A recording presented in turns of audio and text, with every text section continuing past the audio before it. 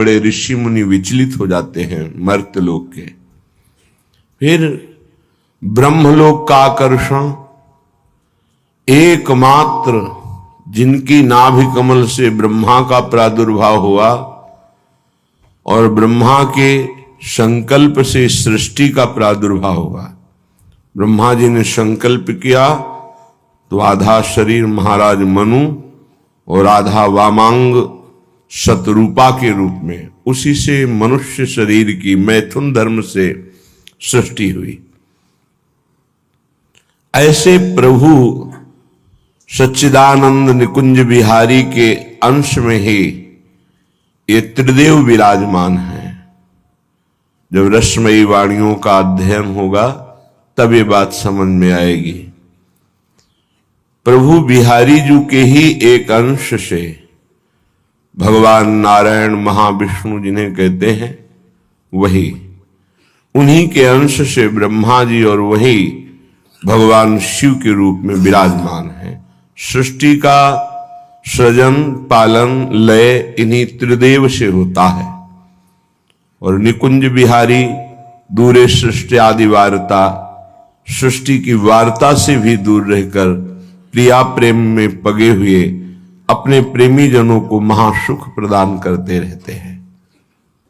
धन्य भाग है जिनको व्यवहार में आंतरिक अरुचि होते हुए व्यवहार में परम प्रवीणता पूर्वक अपने कार्य का निर्वाह कर रहे हैं। धन्य है परिवार में भगवत भाव करके ममता रहित होकर पूर्ण अपने कर्तव्य का पालन करते हुए भगवत प्राप्ति की तरफ अग्रसर हो रहे हैं।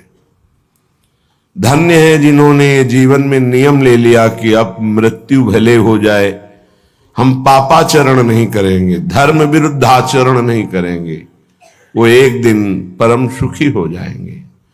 श्रीपाद प्रबोधानंद जी महाराज कह रहे हैं, कदा वा तूष्णी काहा शिथिलित समस्त व्योहृति त्यजन दीर्घ श्वासम कथमपि गृहीतैक कवलः सदा जाग्रत प्रायः क्षणमुदित तंद्रोति मधुरम तदा लोके वृंदावन भुवि निज प्राण मिथुनम। कदा वा तूष्णीका शिथिलित समस्त व्योहृति, कभी ऐसी स्थिति आएगी।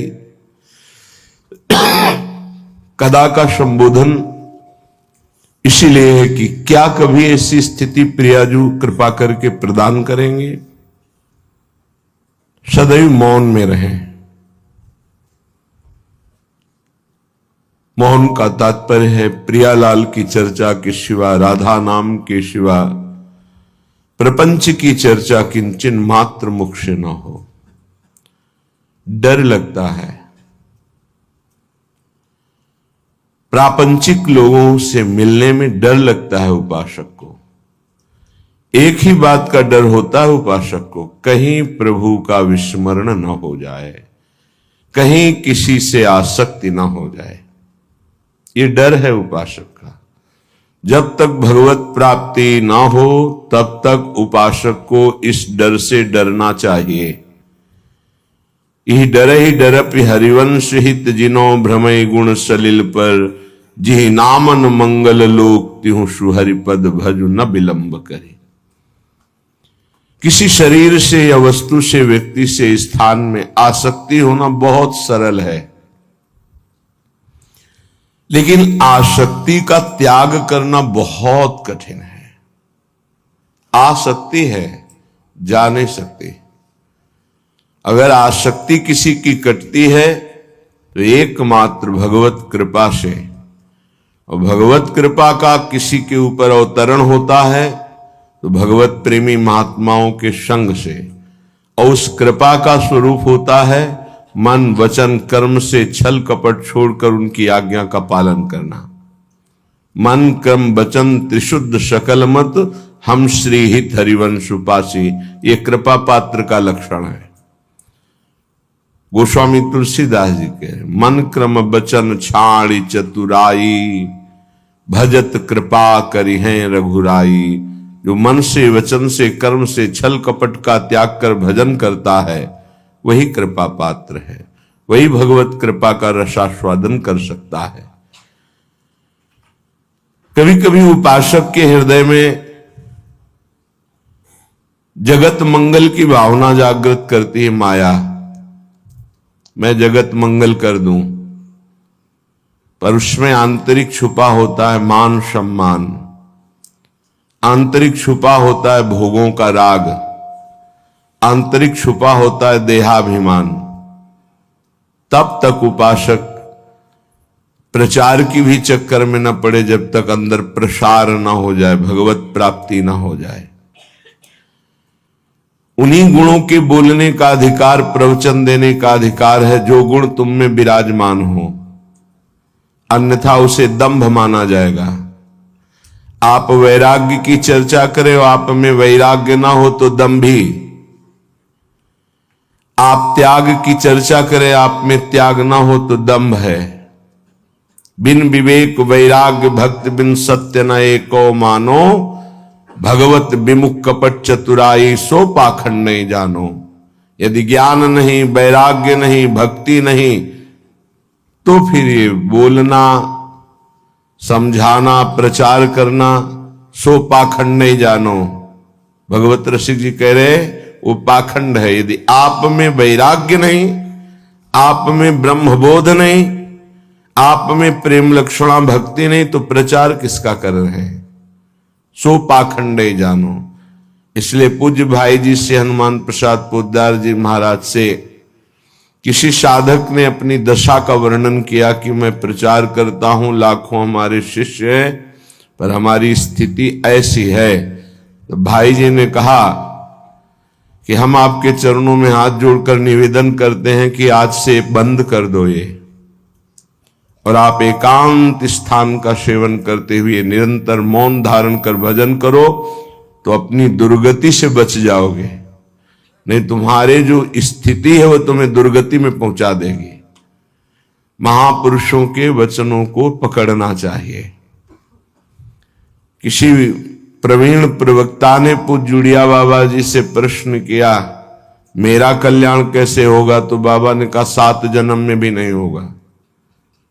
तो उनको थोड़ा सा बाबा ने कहा व्याख्या करके कि जो अपने जीवन में चरित्र में नहीं है, वो जो उपदेश किया जाता है उसे दंभ कहते हैं, और जो चरित्रहीन है उसे कभी भगवत प्राप्ति नहीं हो सकती। शुभ गति व्यभिचारी कदापि नहीं, व्यभिचारी शुभ गति कदापि नहीं। सेवक सुख चा मान भिखारी, व्यसनी धन शुभ गति व्यभिचारी, बिल्कुल असंभव। अतः उपासक को प्रचार का भी भावना तब तक नहीं रखना चाहिए जब तक स्पष्ट भगवान का आदेश न हो और भगवत साक्षात्कार न हो।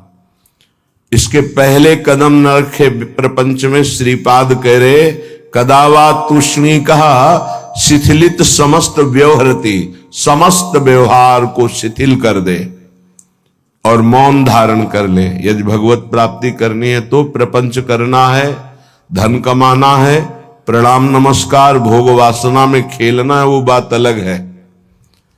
लेकिन सच्चे आध्यात्मिक बनकर भगवत प्राप्ति करना है तो बहुत ही सावधान रहना है।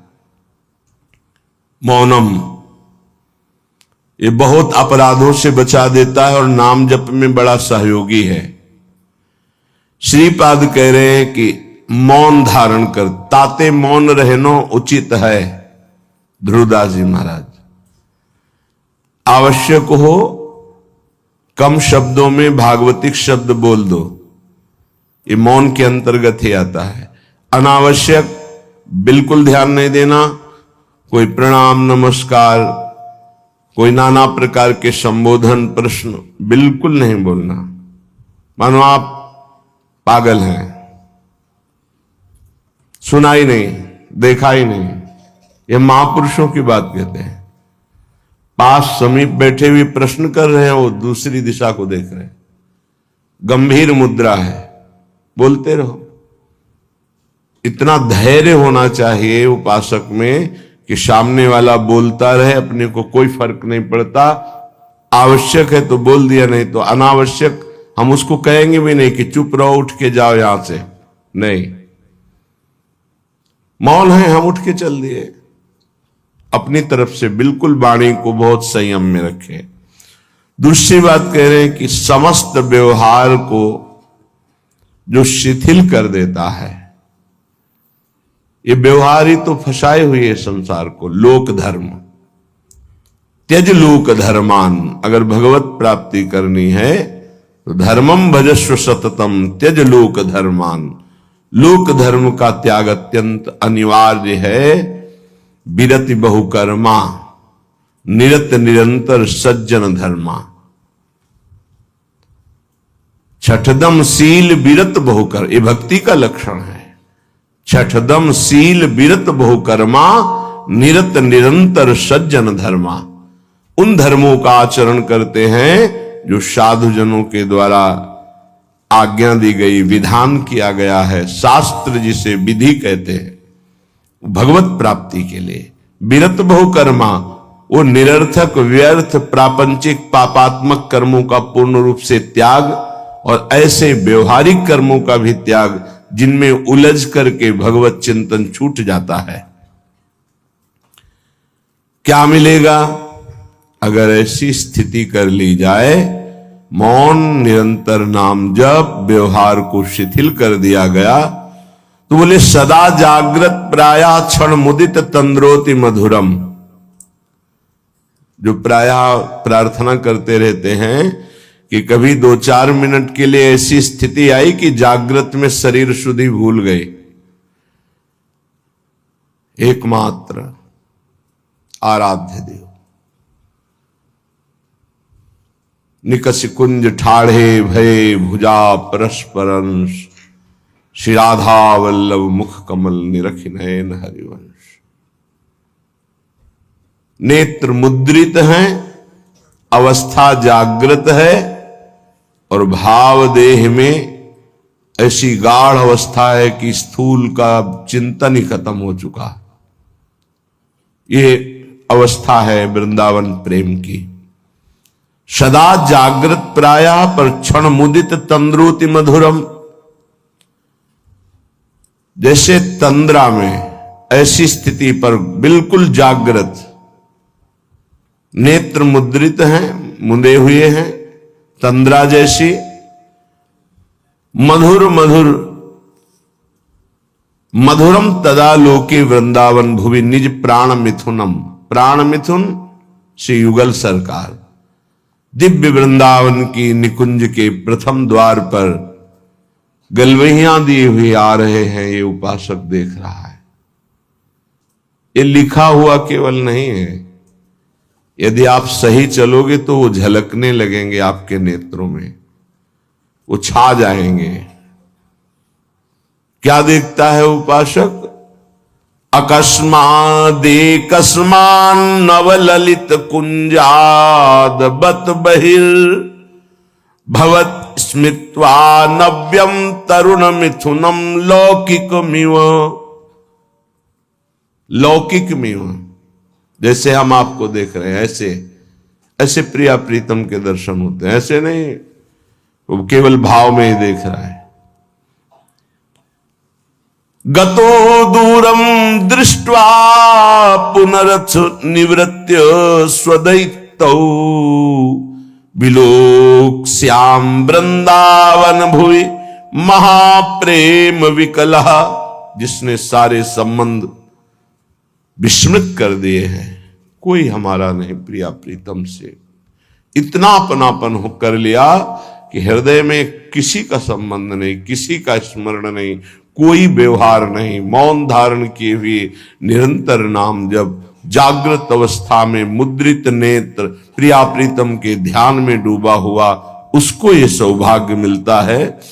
अकस्मादेकस्मान नवललित कुंजाद बत बहिर्भवत स्मित्वा नव्यम तरुण मिथुनम लौकिकमिव। अकस्मात सहसा उसको नूपुरों की ध्वनि सुनाई दी, एकदम मुड़ करके देखा, सब गायब। अद्भुत निकुंज, उस निकुंज में मंद मंद मुस्कुराते हुए स्मित्वा नव्य तरुणम, तरुण अवस्था में प्रथम भूमिका, तारुण्य प्रथम प्रवेश समय यस्या महामाधुरी,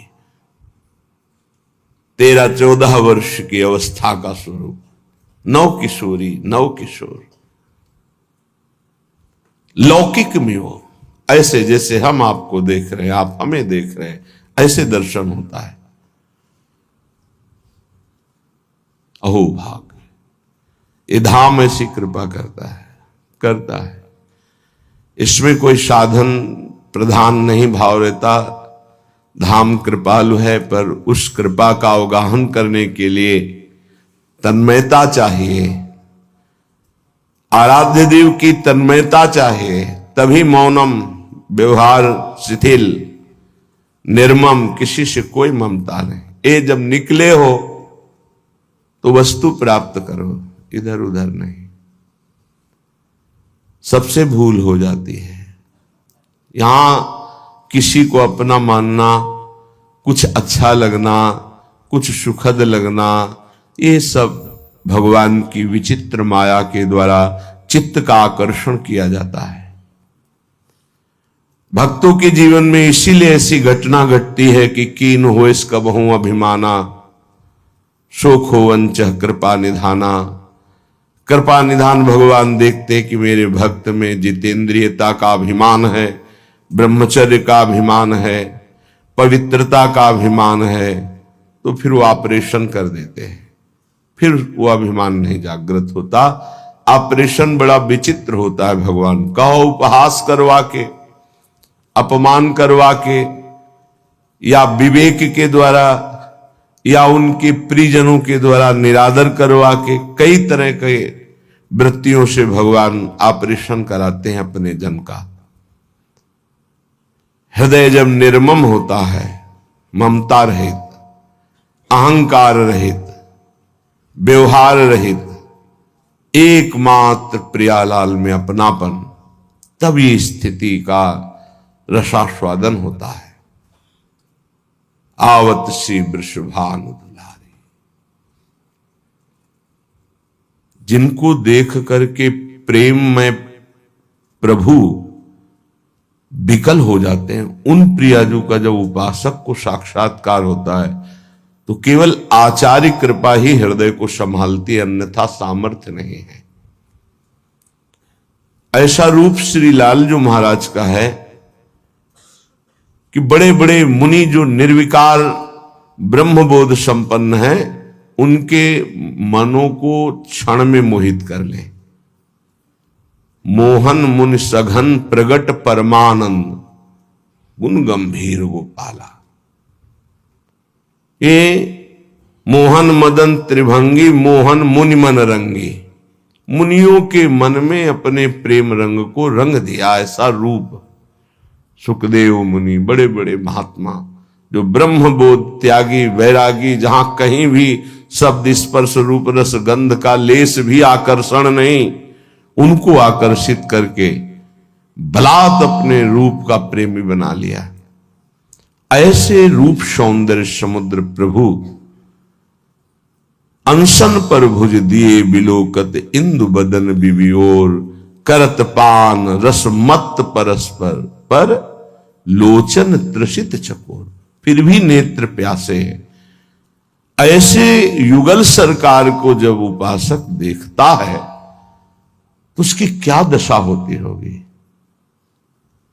मछली की तरह आनंद में तड़पता है वृंदावन की भूमि में लौटता हुआ। जैसे मछली विकल होती जल के लिए, ऐसे आनंद विकलता में तड़पता है। श्रीपाद कह रहे मंद मंद मुस्कुराते हुए नूपुर धुनी हुई देखा नवनिभृत निकुंज, और नवनिभृत निकुंज की वीथी से गलबहियां दिए हुए मुस्कुराते हुए आ रहे हैं। लौकिक में वो देख रहा है, कोई ध्यान में नहीं, खुली आंख में। और गतो दूरम दृष्टवा, समीप से ही ऐसे दूर जा रहे हैं। फिर कृपा करी पुनरथ निवृत्त स्वदैतौ, वो पुनः गलबैया दिए हुए दूसरी वीथी से फिर सामने आ रहे हैं। अपने प्रीतम युगल किशोर का ऐसा कृपा प्रसाद दर्शन पाकर विकल हो गया और भूमि पर विलोक्या श्याम वृंदावन भूमि, महाप्रेम विकला, गिर गया भूमि पर, प्रेम विकल हो गया। समीप युगल सरकार आए और दुलार करके उठा रहे। श्रीपाद कह रहे ऐसा मेरे जीवन में कब होगा, पुनरथ, पुनः मुझे ऐसा कब अवलोकन होगा। जैसे श्रीमद राधा सुधा निधि में बार बार मांगा गया कि मुझे ये सेवा मिले, मुझे ये दर्शन मिले, मैं ऐसा देख पाऊं पुनः। ऐसे श्रीपाद यहां कह रहे हैं कि ऐसा दर्शन कब मैं प्राप्त कर पाऊंगा पुनः।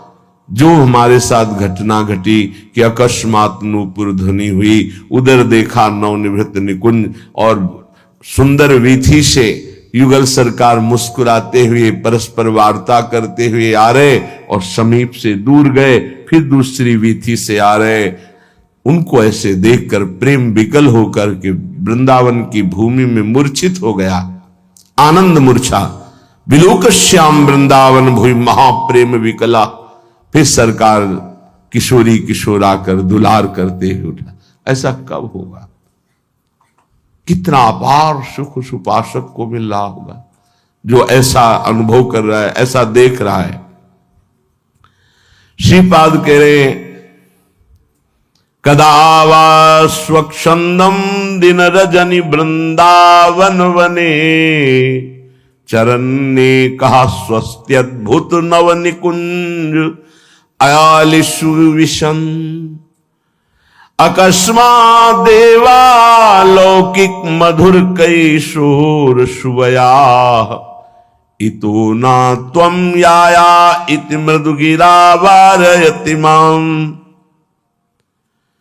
श्री वृंदावन में रात दिन व्यतीत करते हुए प्रियालाल को पुकार पुकार कर, प्रेमियों की कुछ अलग रहनी होती।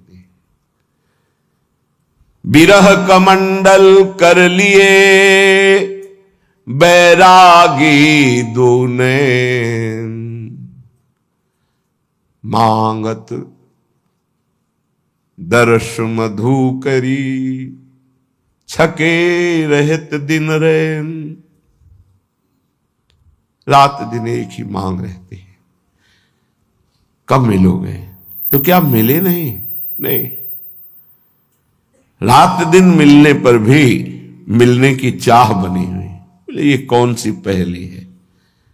तन मन के बिछुरे नहीं, मन में भी वही और तन भी उनके समीप, पर चाह बढ़े दिन रैन। रात दिन पुनः मिलने की चाह, हर समय मिले हुए रहने पर भी मिलने की चाह। कबहु संजोग न मानही, देखें भरी भरी नैन। कभी ऐसा लगा ही नहीं क्यों मिले हैं। प्यारी जू जब जब देखो तेरो मुख, तब तब नयो नयो लागत। ऐसो भ्रम होत देखो न कबहू री। मानो कभी देखा ही नहीं, कभी मिले ही नहीं। अरबरात मिलवे को निश दिन, पर मिले ही रहते निश दिन। मनो कबहू मिले ना, ये प्रेम है। रात दिन वृंदावन में तड़प रहा है प्रिया प्रीतम के। बलिहारी उसके जीवन को, ये तड़पन उसी को आती है जो रसिकों की आज्ञा के अनुसार समस्त संबंधों को शिथिल कर देता है। कहीं किसी से कोई भी अपनापन ना रहे, केवल प्रिया जो से ये जन्म इसीलिए मिला है, मान जाओ, कोई तुम्हारा नहीं। पीछे जन्म में कौन कौन तुम्हारा था, पति पुत्र पत्नी परिवार सब भूल गए ना। अब इसी जन्म को देखो, गर्भ में तुम्हें कितना कष्ट मिला था, अभी 20, 30, 40 वर्ष पहले की बात है कि हम 9 महीने नरक जैसे भयावने दुखद गर्भ में रहे मां के, जहां पास में ही मलाशय मूत्राश्रय है, वहीं गर्भाशय है, उसी गर्भाशय में रहे। देखो माया कितना भुलावा कर देती है। तुम्हें याद है कि गर्भ में तुम्हें कैसी परिस्थिति में रखा गया था? तुम्हें याद है कि बाल्यावस्था कैसी कष्टप्रद थी? सब भूलते चले जा रहे हो। ऐसे ही पूर्व जन्म के सब रिश्ते नाते, पुत्र पत्नी परिवार सबको भूल गए। नया परिवार, ऐसे अगला जन्म फिर होगा। ये कब तक नई पढ़ाई, नया बैंक बैलेंस, नए संबंध कब तक बनाते रहेंगे? पुराने छूटते जा रहे, नए बनाते चले जा रहे और बढ़ते चले जा रहे हैं भूल भुलैया की तरफ, माया के भ्रम की तरफ। इतनी प्रियता कर ली है, मेरा पुत्र, मेरी पुत्री, मेरा पत्नी, मेरा परिवार, और ये सब नियत समय के लिए आए हुए जीवात्मा हैं, अपने कर्म का भोग आपके संग से। अब वो जहां गए तो तुम विकल हो गए, भगवान ने अनर्थ कर दिया, मेरा पुत्र छीन लिया। तुम्हारा कब था? क्या तुम परिचय जानते हो? कहां से आया था? कौन था? कहां गया? तुम्हें कुछ पता है? केवल बीच में मिल गया, मेरा मान लिया। बिना भजन के, बिना ज्ञान के बात तुम्हें कैसे समझ में आएगी? और जिस दिन समझ में आ गई तो प्रभु के सिवा और कोई समझ नहीं रह जाएगी। एक ही बात रहे, कैसे मिले प्रभु, कैसे मिले? रात दिन जो विकलता होती है कौन जाने, या तो वो जाने जिसके सिर बीत रहे हो, या भगवान जानते हैं, दूसरा कोई नहीं जान सकता। अंतर दाव लगी रहे, धुआं न प्रगटे कोई, कह जाने दिल आपनो या जा सिर बीती होए। जिसके हृदय में प्रीति अपना प्रभाव दिखा रही, वो जान रहा है या भगवान जानते, दूसरा कोई जान ही नहीं सकता उसकी स्थिति को। जो निर्मम है, निरहंकार है, निरंतर भगवत चिंतन परायण है, उसके हृदय में प्रेम विकलता जागृत होती है। श्रीपाद करें, कदावा स्वच्छंदम दिन रजनी वृंदावन बने। स्वच्छंद का तात्पर्य होता कोई भी पारिवारिक सांसारिक आकर्षण रहित, कोई भी आकर्षण नहीं, अपरिचित की तरह। वृंदावन ऐसे रहे मनो चिन्हारो नाय। समझाओ तो समझ नहीं आता, लगता है कि ये हमारे प्रेमी जनों को छुड़ा रहे हैं। नहीं, तुम्हारे प्रेमी जन से मिला रहे हैं तुम्हें। ये तुम्हारे प्रेमी जन नहीं है, ये मायाकृत ढांचे तुम्हारे प्रेमी नहीं हैं। ये ढह जाएंगे काल के द्वारा, आज नहीं तो कल। प्रेमी है प्रियालाल, ये असली प्रेमी है। इन्हीं से अनंत जन्मों से बिछुड़ते हुए हम भटक रहे, अब अवसर आया है मिलने का। बहुत कृपालु है, प्रतिपल कृपा करके संभाल रहे हैं, बचा रहे हैं, अपनी तरफ घसीट रहे। पर हमारी दुष्टता की हद है, उनकी कृपालुता की हद है। तो ही मोहि पड़ी होड़, मूसो न बिगाड़न को, तुम सो न संवारन को। वो बार बार संभाल रहे, संभाल रहे, हम बार बार बिगाड़ रहे, फिर भी उनको गुस्सा नहीं आ रहा, फिर भी वो कृपा ही हम पर कर रहे। सच्ची मानिए, हम अगर कुछ कर सकते हैं तो अपना बिगाड़ सकते हैं, बस यही कर सकते हैं। अगर कुछ बन रहा है तो केवल प्रभु कृपा से बन रहा है। आप समझ नहीं सकते, माया की ऐसी चाल है, नहीं समझ सकते। कुछ बन पा रहा है तो प्रभु की कृपा से। हमसे जो बन पा रहा है वो बिगाड़ ही हो रहा है, भगवत प्राप्ति के विरुद्ध ही हम जा रहे हैं। अगर कहीं कदम भगवत प्राप्ति की तरफ चल रहे हैं तो केवल भगवत कृपा, वही संभाल रहे हैं।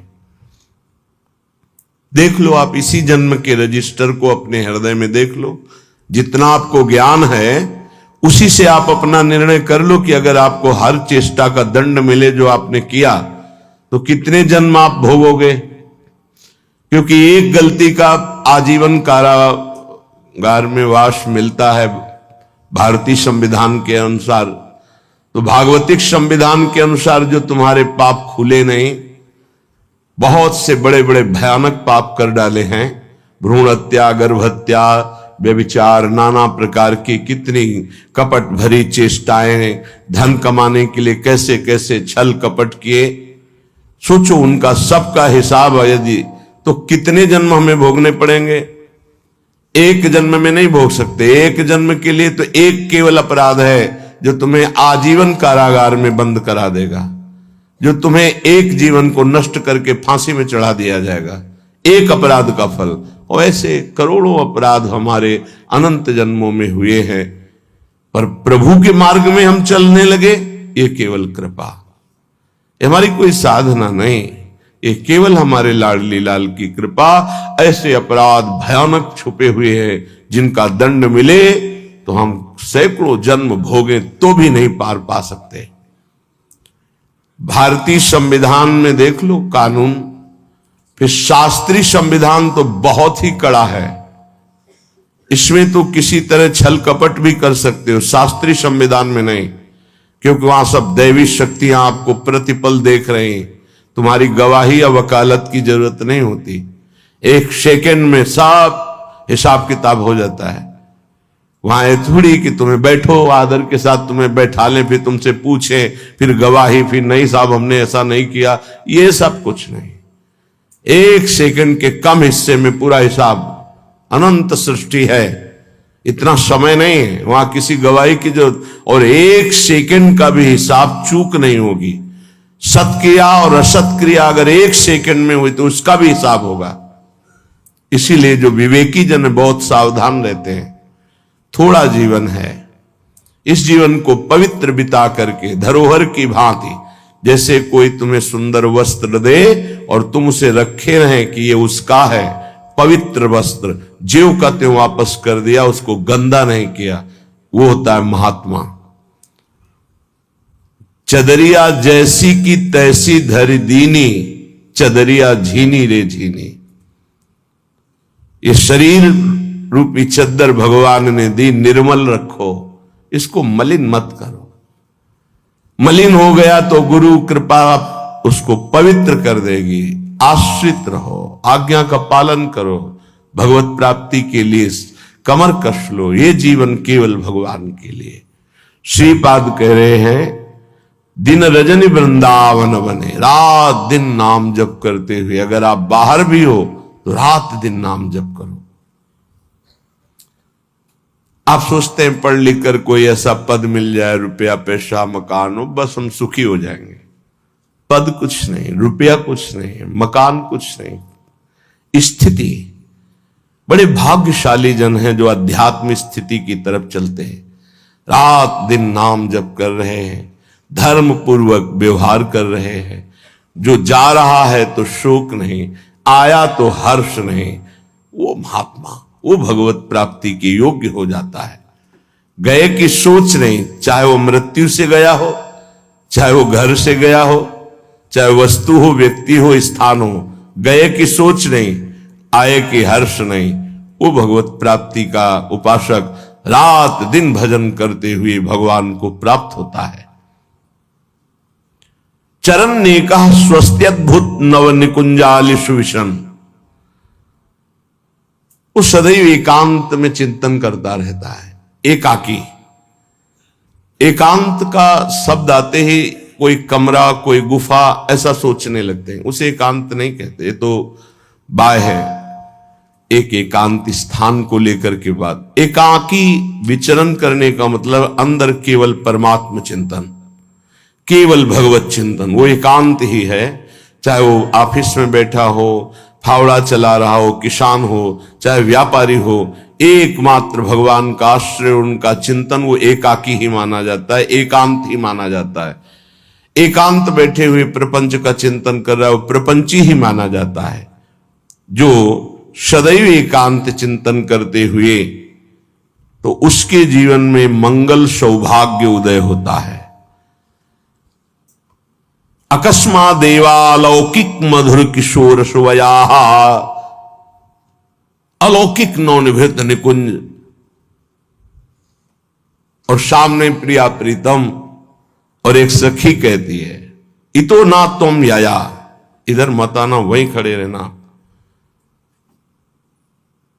उस सखी की मधुर वाक्य और सामने प्रिया प्रीतम, ये मेरे जीवन में पुनः कब होगा। सखी रो, तुम इधर मत आना, प्रिया प्रीतम पधार रहे, वहीं खड़े खड़े रूप का दर्शन करो। इतो ना तुम याया, इधर मत आना। तो सखी के अमृत में शब्द और सामने प्रिया प्रीतम, आहा, ऐसा मैं कब देखूंगा। उपासक जब ईमानदारी से भजन करता है तो पहले भगवत प्रेमी महापुरुषों का आकर्षण होता है, तब ये स्वरूप होता है। पहले दिव्य महापुरुष आते हैं जो प्रिया प्रीतम के निज जन हैं, बड़े बड़े महापुरुष हर संप्रदाय के। प्रिया प्रीतम के साक्षात्कार के पहले आचार्य का साक्षात्कार होता है, महापुरुषों का साक्षात्कार होता है, बड़े बड़े महापुरुषों का पहले आगमन होता है, तब निकुंजाधिपति श्री जी। ऐसे ही श्री राय रामानंद जी महाराज बहुत भजन करने वाले एकांतिक भगवत प्रेमी महात्मा, उधर से महाप्रभु चैतन्य देव का आकर्षण हुआ। इधर इन्होंने सुन रखा था कि महाप्रभु तीर्थ यात्रा के लिए निकले, प्रबल लालसा थी, क्या कभी महाप्रभु चैतन्य देव कृपा करके, बड़ा मधुर प्रसंग है, ध्यान पूर्वक सुने। दो महापुरुषों की दिव्य वार्ता, भगवदी वार्ता, उनके हृदय में था क्या महाप्रभु कृपा करके जब तीर्थ यात्रा करते हुए इधर आए और फिर हम उनसे भागवतिक प्रश्न उत्तर हो, चर्चा हो। इधर चैतन्य महाप्रभु के हृदय में विकलता है कि कैसे मैं उनसे मिलूं। महाप्रभु श्री चैतन्य देव जी गोदावरी किनारे स्नान आदि से निवृत्त होकर एकांत में बैठे हुए राय रामानंद जी का ध्यान कर रहे थे। ये था माम प्रपद्यन्ते तास तथैव भजाम्यहम्। राय रामानंद जी इस बात में चिंतित और डूबे हुए थे कि महाप्रभु चैतन्य देव तीर्थ यात्रा में निकले, सौभाग्य होगा कि इधर गोदावरी के किनारे कभी आए और हम उनसे दर्शन वार्ता। इधर महाप्रभु स्नान करके गोदावरी का उन्हीं का चिंतन कर रहे हैं, राय रामानंद जी का। विचार किया कैसे मिलना होगा। एकांत में वृक्ष के नीचे बैठे महाप्रभु उनके मिलन की चाह कर रहे हैं और वो महाप्रभु के दर्शन की जरूर तीर्थ यात्रा में इधर महाप्रभु आएंगे। क्या सौभाग्य होगा कि मेरा मिलन हो जाए और मैं उनसे अपने हृदय के प्रश्न करूं और महाप्रभु चैतन्य देव उत्तर दें।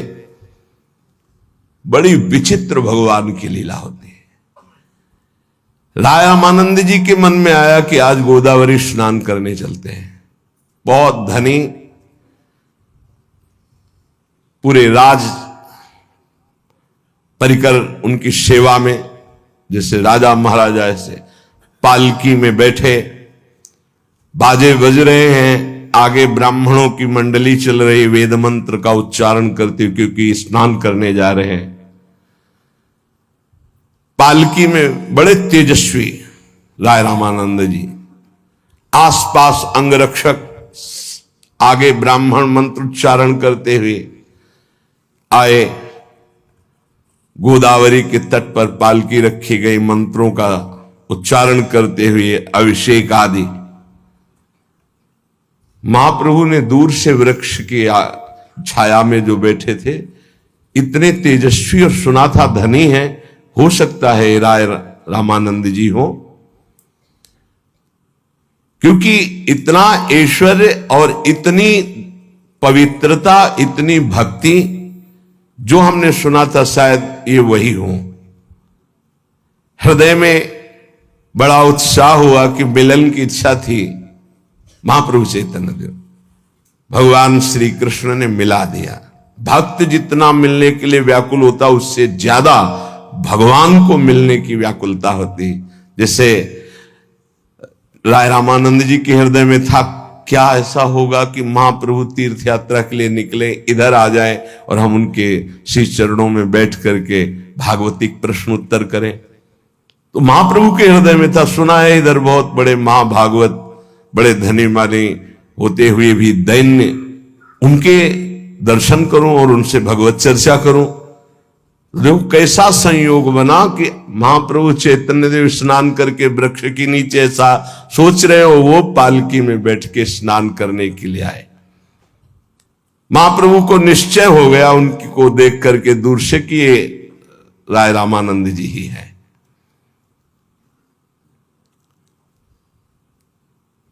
महाप्रभु के मन में आया कि मैं जाऊं और बताऊं, पर लगा कि अभी रुको। इतने में स्नान आदि किया। एक अलौकिक आकर्षण राय रामानंद जी को कि महाप्रभु आसपास हैं क्या, महाप्रभु चैतन्य देव आसपास हैं क्या, मेरा मन बहुत आह्लादित हो रहा है। किसी ने बताया कि एक गौर वर्ण के बड़े ही तेजस्वी सन्यासी जब आप पालकी से चढ़कर इधर आ रहे थे तो रास्ते के पास में एक वृक्ष के नीचे बैठे। तो उनका आप गौर वर्ण के? बोले हाँ। आंखों में अश्रु, विशाल नेत्र, कंचन आभा तन से प्रकट हो रही है और वो बैठ करके गोदावरी की तरफ देख रहे हैं। अब तो नहीं रह गया, अब तो लगा कि महाप्रभु चैतन्य देव ही। कैसे मिलान कराते हैं प्रभु। दौड़ पड़े, जैसे बहुत समय से बिछुड़ी हुई पतिव्रता पत्नी अपने प्रीतम को देखकर आह्लादित होकर दौड़ पड़ती है, ऐसे दौड़ पड़े और जाकर साष्टांग दंडवत दूर से। अभी आए थे पालकी में ही, वेद मंत्र उच्चारण करते हुए सब ब्राह्मण लोग सब भूल गए ये दैन्यता। साष्टांग दंडवत की जाके महाप्रभु के चरणों के समीप साष्टांग दंडवत। अत्यंत स्नेह से महाप्रभु ने पूछा, क्या आपको ही राजा रामानंद राय कहते हैं? आंसू बहाते हुए दोनों हाथों की अंजलि बांधे हुए विनीत भाव से कहा, प्रभु इस दीनहीन भक्ति विहीन अधम को ही रामानंद कहते हैं। ये महाप्रभु क्या पूछ रहे? राजा रामानंद राय क्या आप ही हैं? वो क्या कह रहे? भगवान इस दीनहीन भक्ति विहीन अधम को रामानंद कहते हैं। बस इतना सुनना था कि प्रभु हुंकार करते हुए खड़े हो गए और उन जो लेटे हुए थे साष्टांग उनको उठाया और हृदय से लगा लिया।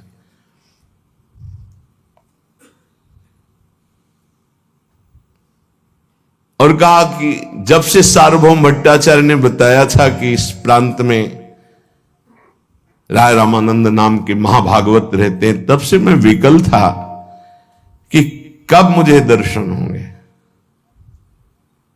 मैं सोच ही रहा था कि कब कृपा सागर प्रभु आपका दर्शन कराएंगे। पक्का समझ लीजिए, जेहि पर जेहि कर सत्य सनेहु सो तेहि मिले न कछ संदेह हुए। बहुत बहुत बार जीवन में अनुभव किया, बहुत बार। अकस्मात दोनों महापुरुषों का मिलन भगवान करा रहे हैं। राय रामानंद जी वैभव संपन्न और धन्यता संपन्न और भगवत प्रेम संपन्न। महाप्रभु चैतन्य देव तो प्रेम के अवतार ही हैं। महाप्रभु कह रहे हैं आज मेरी यात्रा का फल मिल गया। ये देखो दैन्यता कैसी है। महाप्रभु प्रेमावतार हैं चैतन्य देव जी। कह रहे हैं आज मेरी तीर्थ यात्रा का संपूर्ण फल मिल गया कि आप जैसे महान भक्त के दर्शन में आज मेरा संन्यास लेना सार्थक हो गया। गजब कि आप जैसे परम दैन्य महाभागवत का दर्शन हुआ। रामानंद जी ने हाथ जोड़कर कहा, भगवान मुझे आज पता चल रहा है कि मेरे प्रभु श्री कृष्ण का स्वभाव कैसा है। आपकी वाणी, आपकी दैन्यता, आपका स्वरूप देख के पता चल रहा है कि मेरे प्रभु का स्वभाव कैसा है, वो अपने जनों को कितना प्यार करते हैं, मुझे आज पता चल रहा है। प्रभु मुझे ऐसा लगता है कि मेरे जन्म जन्मांतर में कोई साधन भजन पुण्य तो नहीं है, पर कृपा है। अगर कृपा न होती तो आपका साक्षात कैसे। मैं देख रहा हूं कि मेरे श्री कृष्ण साक्षात सन्यासी का रूप धारण करके जगत पावन के लिए पधारे हैं। मेरे ऊपर भी सार्वभौम भट्टाचार्य की बड़ी कृपा है। जब से आपका चरित्र, आपका पावन गुण यश सुना, तब से लालायित था कि एक बार महाप्रभु चैतन्य देव जी को देख लूं। प्रतीत होता है कि कृपा का क्या स्वरूप है, आज मैंने देखा कृपा का क्या स्वरूप है। प्रभु दर्शन से तो मैं कृतार्थ हो ही गया हूं, मुझे कल्याण आदि की तो कोई चाह ही नहीं है, क्योंकि मुझे जैसे अधमों को आप जैसे प्रभु का दर्शन होना, आप कोई कल्याण, कोई भगवत प्राप्ति, अब इसकी कोई चाह नहीं। मैं बहुत नीच हूं और लोग मुझे राजा कहते हैं, तो आप जैसे महापुरुषों की दृष्टि में मैं निंदनीय हूं, क्योंकि राजमद हो सकता है प्रभु। राजा के पास बहुत से विषय सेवन होते हैं प्रभु, मैं विषयी भी हूं। यह है दैन्य महापुरुषों का। परमार्थ से विमुख हूं, पर आपने आलिंगन प्रदान किया तो इसलिए आज मैं अपने को धन्य मान रहा हूं। राय रामानंद जी, आज मैंने देखा मेरे श्री कृष्ण कितने दीन वत्सल हैं, शरणागत वत्सल हैं। इसमें मेरा कुछ नहीं प्रभु, मेरा भाग्य नहीं, इसमें श्री कृष्ण कृपा ही कार्य कर रही है। पर आज मैं कह रहा हूं कि आज मैं भाग्यवान हो गया।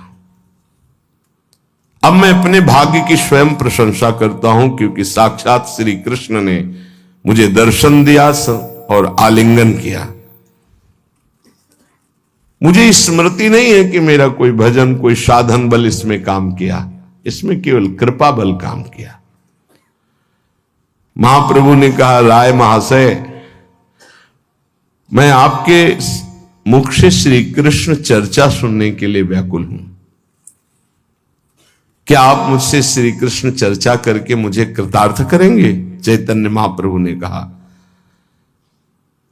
राय रामानंद जी ने कहा, भगवान, संसारी कीचड़ में फंसा हुआ मैं मायाबद्ध जीव, भला आप प्रभु के सन्मुख में बोल सकता हूं कुछ? नाथ, कैसे आप बात कर रहे हैं? महाप्रभु चैतन्य देव ने कहा, अच्छा आप समझ रहे होंगे ये सन्यासी, इनसे क्या कृष्ण चर्चा करूं? तो मुझे सन्यासी समझकर मेरी वंचना मत कीजिए। हां, मैं शुष्क हृदय तो हूं, सन्यासी हूं, पर आप जब कृष्ण कथा कहेंगे तो मेरा हृदय सरस हो जाएगा, इतना विश्वास है। महाप्रभु चैतन्य देव, क्योंकि श्री कृष्ण ने आपसे मिलाया है सरस हृदय करने। आप कुछ बड़े उच्च कोटि के महाभागवत से आए रामानंद जी। मैं आपसे भक्ति तत्व को समझना चाहता हूं। कौन कह रहा है? महाप्रभु चैतन्य देव जी। कैसे है? जिनके दर्शन मात्र से प्रेम लक्षण भक्ति उदय हो जाए, ये दैन्य का स्वरूप है। पावत ही तिनको दरस उपजय भजनानंद, बिन ही श्रम छुट जाए सब जे माया के फंद। ऐसे महाप्रभु चैतन्य देव। बीच में ही राय रामानंद जी ने कहा कि प्रभु अब बस ही करो ना, यहां दैन्यता की कोई जरूरत है नहीं। आप काहे को ऐसी बात करते हो? आप शुष्क हृदय। उसी समय एक वैदिक जो ब्राह्मणों के मुखिया थे, उन्होंने कहा कि हमें आदेश दिया जाए, आप वार्ता कीजिए और मैं भोग तैयार करता हूं। राय रामानंद जी ने प्रभु से कहा कि प्रभु, इस समय सब इनके बीच में चर्चा करना क्या ऐसा हो सकता है कि आप कोई स्थान चयन करें और हम और आप वहां मिले? प्रभु ने कहा अत्यंत उत्तम, अत्यंत उत्तम, क्योंकि दो प्रेमियों की चर्चा एकांत में ही होनी चाहिए। अगर कोई अनाधिकारी है तो फिर रंग आने में, इसलिए श्रीवास के घर में एकांत में दरवाजा बंद करके कीर्तन करते थे। जब राय रामानंद जी साष्टांग प्रणाम करके चलने लगे तो प्रभु ने कहा भूलिएगा नहीं, हम आपका इंतजार करेंगे, अवश्य पधारिएगा। राय रामानंद जी विकल हो रहे कि कैसी दैन्यता, कैसी कृष्ण चर्चा की प्रियता है। फिर साष्टांग दंडोत, बार बार साष्टांग दंडोत कर रहे। कहा प्रभु आपके बल से अवश्य अवश्य आऊंगा, शीघ्र ही चरणों के दर्शन करूंगा और अपने को कृतार्थ करूंगा। जिस ब्राह्मण ने भिक्षा के लिए कहा वो भिक्षा निर्माण करके प्रभु को, अब तो बावरे से हुए राय रामानंद जी गए, प्रातःकालीन मिलन हुआ था और संध्या का इंतजार कर रहे हैं कैसे दिन कटे, क्योंकि प्रेमियों का मिलन एकांत में होता है। जब जगत सोता है तब वो जागते हैं। हमारे प्रीतम पधारे हुए हैं और उनसे मैं दूर दिन कैसे काटूं।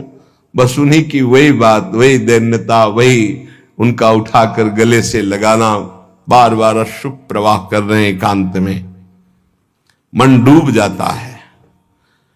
बार बार निकल कर देखते हैं कितना सूर्य रह गया है, अभी अंतर ध्यान नहीं हो रहा, आज बड़ा दिन हो गया, सूर्य क्यों नहीं अंतर ध्यान हो रहा। रात्रि का प्रवेश हो, मैं भागकर महाप्रभु से मिलूं। और महाप्रभु भी समय का इंतजार कर रहे कि आए राय रामानंद जी और उनसे भगवत चर्चा हो। बावरुषु रस में फिरे खोजत नेह की बात। देखो इन बड़े महापुरुषों में सत्संग के लिए, भगवत चर्चा के लिए कितनी व्याकुलता है, और अपने को कोई व्याकुलता नहीं, फिर भी चर्चा कथन श्रवण करने को मिल रही है। जैसे ही संध्या हुई तो साधारण वस्त्र पहनकर नंगे पैर दौड़े, ना कोई पालकी, ना कोई अंगरक्षक, ना कोई राजलिबास, दौड़े भागे जैसे छोटा बच्चा मां की तरफ भागता है। और जहां प्रभु ने संकेत किया था वहां पहुंचे तो देखा गौरांग महाप्रभु, दूर से ही देखा, प्रेम विकल, जाके साष्टांग चरणों में प्रणाम किया। प्रभु ने फिर उठाकर गले से लगा लिया। थोड़ी देर तक दोनों एक दूसरे को देखते रहे, मौन। ये बहुत उत्तम प्रीति की दशा होती जहां बोला ना जाए। दोनों, ना महाप्रभु बोल रहे न राय रामानंद जी।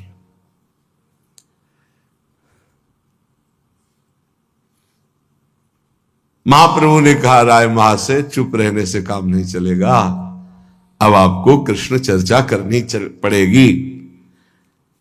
आप मुझे ये बताइए, मैं जानना चाहता हूं कि संसार में मनुष्य का मुख्य कर्तव्य क्या है। महाप्रभु ने प्रश्न किया।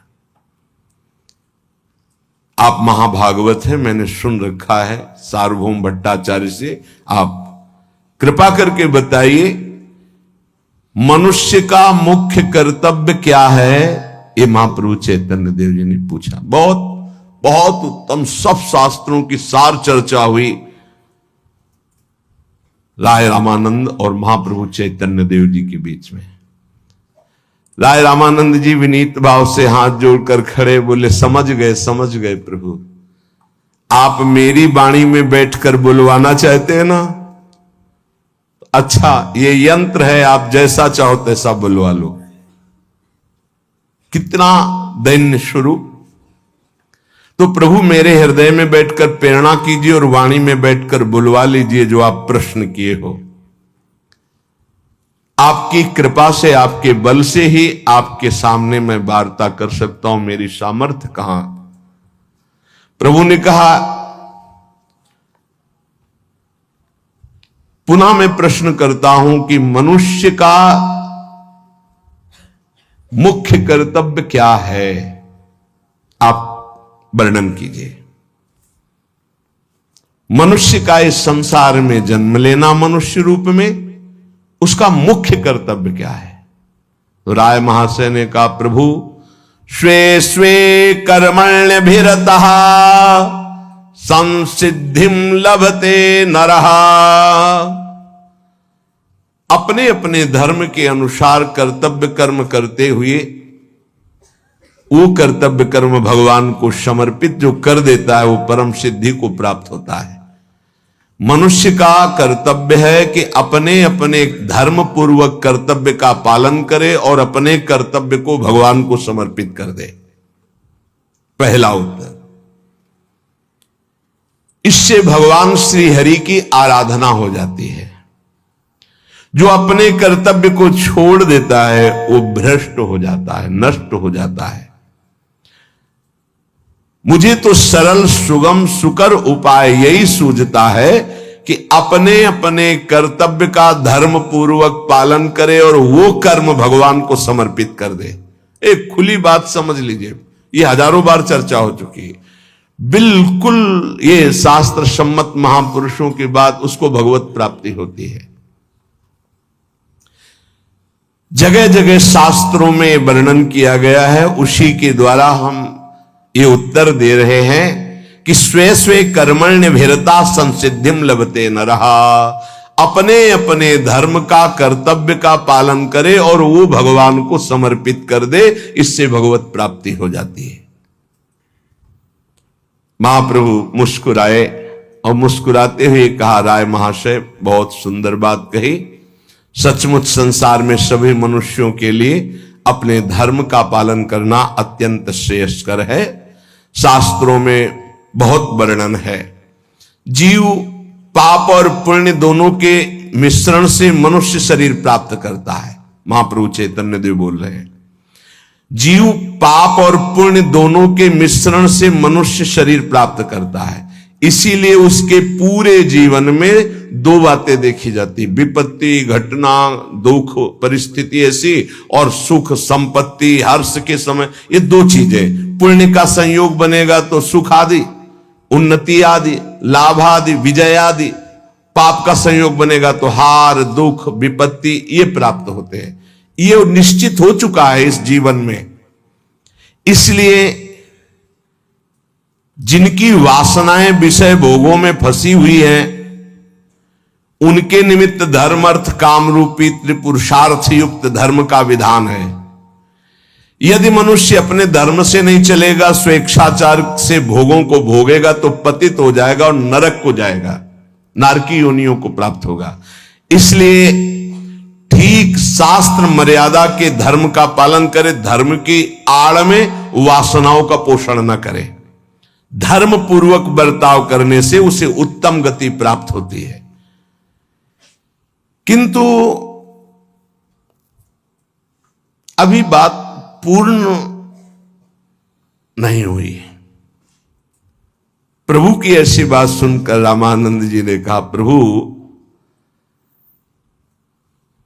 कर्मों में यदि आसक्ति ना रखी जाए और कर्म निष्काम भाव से किया जाए तो उसे उत्तम फल की प्राप्ति होती है। पहला उत्तर था, मनुष्य को अपने अपने धर्म के अनुसार कार्य करना चाहिए, पर यदि उसमें सकामता हो गई, अपने धर्म का पालन कर रहा पर सकामता हो गई तो उसका परम कल्याण नहीं हो पाएगा। महाप्रभु ने बीच में बात कह दी। आपका उत्तर ठीक है, लेकिन यदि सकामता हो गई, और प्रायः सब सकाम होते हैं, तो राय रामानंद जी ने कहा, यदि निष्काम पूर्वक कर्म किया जाए, कर्मों में आसक्ति न रखा जाए, तो प्रभु फिर वो बांध नहीं पाएगा कर्म और उसको कल्याण की प्राप्ति हो जाएगी। महाप्रभु ने कहा, बड़ी सुंदर बात कही, पर सचमुच निष्काम कर्म कोई कर पावे? प्रायः सकामता में निष्काम कर्म करने वाला त्रिलोकी में उत्थान को प्राप्त होता है, आत्मशुद्धि होती है, लेकिन सब निष्काम तो नहीं कर सकते कर्म, क्योंकि सकामता बनी रहती है। तो राय रामानंद जी ने कहा, प्रभु आप निष्काम कर्म को श्रेष्ठ क्या नहीं समझते हैं क्या? क्या कर्मों का पूर्णता परित्याग करके केवल भगवान का भजन करे, ये उत्तम बात रहेगी? वैसे तो सत्य बात तो यही है कि कर्म बांधता ही है। त्रितापों की निवृत्ति केवल कर्म से नहीं हो सकती। इसलिए मुझे लगता है प्रभु कि फिर सब धर्म कर्मों का त्याग करके एकमात्र श्री भगवान का भजन करना चाहिए। राय रामानंद जी ने कहा भगवान की शरण में हो जाए और भगवान का भजन करें। हमें लगता है इससे जीव का परम मंगल हो जाएगा, वो इस माया से मुक्त हो जाएगा। प्रभु हंसते हुए कहा, बहुत प्रवीण हो राय महाशय, मालूम होता है आपसे कोई सूत्र छूटा नहीं है। आपने बहुत विधिवत शास्त्रों का अध्ययन किया है। शरणापत्ति धर्म सर्वश्रेष्ठ है, भगवान की शरण में हो जाए। सर्वश्रेष्ठ धर्म वही है जो सब धर्मों का त्याग करके भगवान की शरण में हो जाए। महाप्रभु चैतन्य देव, बहुत ध्यान से सुनना, कैसे उठाते चले जा रहे महाप्रभु। किंतु ये संसारी तापों में तपे हुए फंसे हुए जो साधक हैं, ये दैहिक दैविक भौतिक तापों का अत्यंत अभाव करने के इच्छुक ही नहीं है। इनको तो संसारी रुपया पैसा भोग सामग्री ये सब चाहिए। और जो अत्यंत आनंद के इच्छुक हैं, उनको सांसारिक ताप स्पर्श न कर पावे और उच्च कोटि की अवस्था प्राप्त हो, कोई ऐसा उपाय बताइए। भगवान की शरण में होकर भजन करना, तीनों तापों से मुक्त होना, परम कल्याण होना। लेकिन कुछ ऐसे उपासक हैं जिनको तीनों तापों से मुक्त होने की मतलब नहीं, भोगों में लगे हुए हैं। लेकिन कुछ ऐसे उपासक हैं जो उच्च कोटि की दशा को प्राप्त करना चाहते हैं, कल्याण से कोई मतलब नहीं। उनके लिए क्या उपाय है? थोड़ी देर के पश्चात चुप होने के बाद राय रामानंद जी ने कहा, प्रभु मैं समझता हूं कि सम भाव में आ जाना चाहिए। सब में एक ही भगवान है और सत असत का विचार करते हुए असत का त्याग कर सत्य में स्थित हो जाए और निरंतर उसी सत्य के चिंतन में डूब जाए तो निश्चित उसका परम पद प्राप्त होना हो जाता है। प्रभु ने कहा, ये तो बहुत सुंदर बात कही कि सत असत का विचार करे, असत का त्याग दे, सत को स्वीकार करे, सत चिंतन में डूब जाए। किंतु सत चिंतन से असली आनंद की अनुभूति हो जाएगी? उसमें आपने दो बात कही, सत असत का विचार करें। विचार कैसे हो सकता है? द्वैधी भाव तो सदा ही बना रहता है। सत और असत द्वैधी भाव बना रहता है और वो इसी विचार में रहेगा तो उसके अंदर भय रहेगा। हम चाहते हैं अद्भुत आनंद, जहां भय नहीं, जहां विचार नहीं। आपके इस उत्तर में सरसता आनंद नहीं दिखाई दे रहा। कल्याण की बात तो ठीक है, परम पदवी की बात ठीक है, कोई ऐसा उपाय जो एकदम सरस और आनंद में। राय रामानंद जी ने कहा, प्रभु फिर तो एकमात्र उपाय है भगवान की विशुद्ध भक्ति। ज्ञाने प्रयास मुदपास्य नमंत एव जीवंति सन्मुखरिताम भवदीय वार्ताम स्थाने स्थिता श्रुतिगताम तनुवांग मनोभिर ये प्रायसो अजित जितोप्यसित स्त्रिलोक्याम। प्रभु भागवत में ब्रह्मा जी ने स्तुति में कहा है कि हे अजित, जो मनुष्य ज्ञान के लिए कोई प्रयास ना करके भगवत प्रेमी महात्माओं का संग करता है और उनके मुख से आपकी चर्चा सुनता रहता है, मन वचन कर्म से आपका होकर के आपका नाम जप करता है, त्रिलोकी में वो सबसे महान है, वो आपको प्राप्त कर लेता है। राय रामानंद जी के मुख से बात सुनकर हंस दिए महाप्रभु चैतन्य। वाह, बहुत सुंदर बात कही, बड़ी प्रसन्नता हुई। मैंने जैसा आपका सुना था वैसा ही ज्ञान है, वैसा ही पाया। परम पुरुषार्थ सर्वश्रेष्ठ धर्म, सब धर्मों का त्याग करके भगवान श्री कृष्णचंद्र जी की अहेतु की भक्ति प्राप्त करना है।